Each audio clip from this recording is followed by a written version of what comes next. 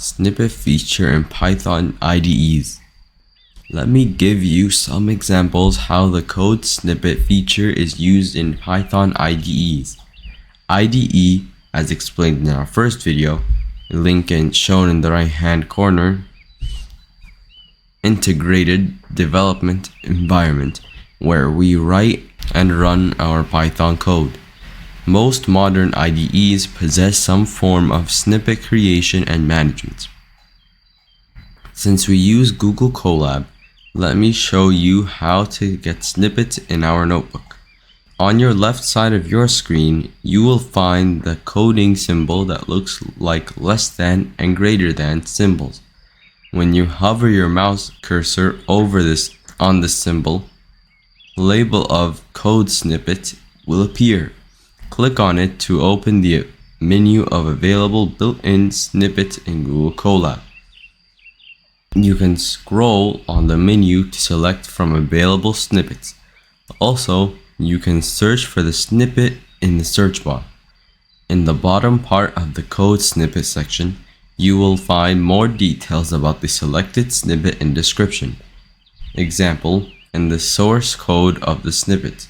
Finally, clicking on the Insert button will automatically copy the code in the selected snippet in your program. Code in the snippet section contains advanced coding concepts for this course. Therefore, we will not be using any of the built-in code snippets in the Google Colab. However, you can create your own custom snippets, but this might be explained in future videos. In some other Python IDEs like VS Code, let me open to you the VS Code interface to show you how some extensions can add to your program all the basic snippets you need. For example, once I write the keyword if, the VS Code will open automatically all the possible snippets associated with the if statement. Let me choose the first basic if statement snippet. As you see, VS pasted to me the pizza base of the simple if statement structure. And the only thing I need to do now is to change the condition and the pass statement with my own code. Let's have another example of an if-else statement.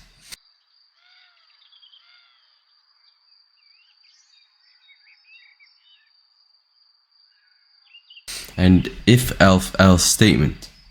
Now, some snippet examples on loops.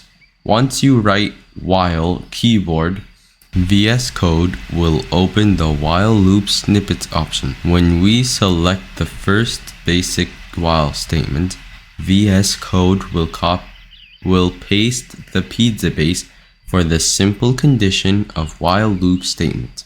Once again, we will add the pizza topping of the condition expression and replace the pass statement with our own code lines. Another example here with for break loop. Do you remember when I told you that function is not a snippet? Although both of them serve the code reuse purpose, the snippet is just a copy and paste of the main structure of the repetitive code, or what we call pizza base. On the other hand, function is the way how to create and call portion of code for unlimited times. And here is the explanation. When you write the def keyword, the VS Code will open to you the different structures of building a function. First, let's select the first snippet.